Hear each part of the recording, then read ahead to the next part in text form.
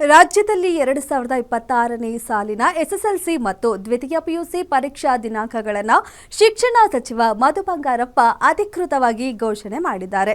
ವಿದ್ಯಾರ್ಥಿಗಳ ಅನುಕೂಲಕ್ಕಾಗಿ ಪರೀಕ್ಷಾ ವೇಳಾಪಟ್ಟಿಯ ಜೊತೆಗೆ ಫಲಿತಾಂಶ ಪ್ರಕಟವಾಗುವ ಸಂಭಾವ್ಯ ದಿನಾಂಕವನ್ನು ಕೂಡ ಈಗಲೇ ಪ್ರಕಟಿಸಲಾಗಿದೆ. ಈ ಬಗ್ಗೆ ಒಂದು ರಿಪೋರ್ಟ್ ಇಲ್ಲಿದೆ. ಎಸ್ಎಸ್ಎಲ್ಸಿ ಪಿಯುಸಿ ಪರೀಕ್ಷಾ ವೇಳಾಪಟ್ಟಿ ಪ್ರಕಟ. ಫೆಬ್ರವರಿ 28ರಿಂದ ಮಾರ್ಚ್ 17ರವರೆಗೆ ಎಸ್ಎಸ್ಎಲ್ಸಿ ಪರೀಕ್ಷೆ. ಮಾರ್ಚ್ 18ರಿಂದ ಏಪ್ರಿಲ್ 4ರವರೆಗೆ ಪಿಯುಸಿ ಪರೀಕ್ಷೆ. ರಾಜ್ಯದಲ್ಲಿ 2026ನೇ ಸಾಲಿನ ಎಸ್ಎಸ್ಎಲ್ಸಿ ಮತ್ತು ದ್ವಿತೀಯ ಪಿಯುಸಿ ಪರೀಕ್ಷಾ ದಿನಾಂಕಗಳನ್ನು ಶಿಕ್ಷಣ ಸಚಿವ ಮಧು ಬಂಗಾರಪ್ಪ ಅಧಿಕೃತವಾಗಿ ಘೋಷಣೆ ಮಾಡಿದ್ದಾರೆ. ವಿದ್ಯಾರ್ಥಿಗಳ ಅನುಕೂಲಕ್ಕಾಗಿ ಪರೀಕ್ಷಾ ವೇಳಾಪಟ್ಟಿಯ ಜೊತೆಗೆ ಫಲಿತಾಂಶ ಪ್ರಕಟವಾಗುವ ಸಂಭಾವ್ಯ ದಿನಾಂಕವನ್ನು ಪ್ರಕಟಿಸಲಾಗಿದೆ. ಎಸ್ಎಸ್ಎಲ್ಸಿ ಪರೀಕ್ಷೆಯು ಫೆಬ್ರವರಿ 28ರಿಂದ ಮಾರ್ಚ್ 17ರವರೆಗೆ ನಡೆಯಲಿದೆ. ಇನ್ನು ಪಿಯುಸಿ ಪರೀಕ್ಷೆಯು ಮಾರ್ಚ್ 18ರಿಂದ ಏಪ್ರಿಲ್ 4ರವರೆಗೆ ನಡೆಯಲಿದೆ. ದ್ವಿತೀಯ ಪಿಯುಸಿ ಪರೀಕ್ಷೆ 1ರ ಫಲಿತಾಂಶ ಏಪ್ರಿಲ್ 7ಕ್ಕೆ, ಎಸ್ಎಸ್ಎಲ್ಸಿ ಪರೀಕ್ಷೆ 1ರ ಫಲಿತಾಂಶ ಏಪ್ರಿಲ್ 24ಕ್ಕೆ ಹೊರಬೀಳಲಿದೆ ಎಂದು ಮಾಹಿತಿ ನೀಡಿದರು.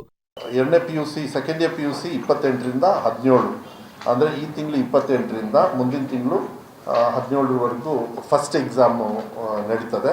ಮತ್ತು ಎಸ್ಎಸ್ಎಲ್ಸಿನೂ ಕೂಡ ಇನ್ನು ಒಂದು ತಿಂಗಳು ಎಕ್ಸಾಕ್ಟ್ಲಿ 18ರಿಂದ ಮಾರ್ಚ್ 18ರಿಂದ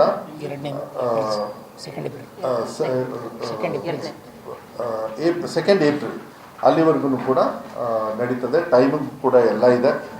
ಎಷ್ಟು ಮಕ್ಕಳು ಬರ್ತಾ ಇದ್ದಾರೆ ಎಕ್ಸಾಮಿನೇಷನ್ಗೆ, 7,10,000 ಪಿ ಯು ಸಿಯಲ್ಲಿ ಚಿಲ್ಡ್ರೆ ಮತ್ತು 9 ಲಕ್ಷದ ಚಿಲ್ಡ್ರೆ SSLCಯಲ್ಲಿ, ಮತ್ತು ಎಷ್ಟು ಕೇಂದ್ರಗಳು ಕೂಡ ಅದರಲ್ಲಿ ನಾವು ಹಾಕಿದ್ದೀವಿ. ಪರೀಕ್ಷಾ ನಡೀತಕ್ಕಂಥ ಕೇಂದ್ರಗಳು 1,217 ಪಿ ಯು ಸಿ, 2,871 SSLCಯಲ್ಲಿ ನಡೀತದೆ. ಎಲ್ಲ ಕಡೆಯೂ ಕೂಡ ಎಲ್ಲ ನಮ್ಮ ಇಲಾಖೆಯಿಂದ ಏನೇನು ಪ್ರಿಪರೇಷನ್ ಆಗಬೇಕೋ.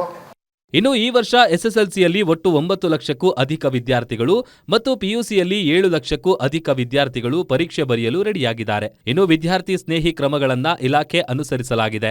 ಪರೀಕ್ಷೆಗೆ ಹಾಜರಾಗುವ ಎಲ್ಲಾ ವಿದ್ಯಾರ್ಥಿಗಳಿಗೆ ಪರೀಕ್ಷಾ ಪ್ರವೇಶ ಪತ್ರವನ್ನ ತೋರಿಸಿ ಕೆಎಸ್ಆರ್ಟಿಸಿ ಮತ್ತು ನಗರ ಸಾರಿಗೆ ಬಸ್ಗಳಲ್ಲಿ ಪರೀಕ್ಷಾ ಕೇಂದ್ರಕ್ಕೆ ತೆರಳಲು ಅವಕಾಶ ಕಲ್ಪಿಸಲಾಗಿದೆ.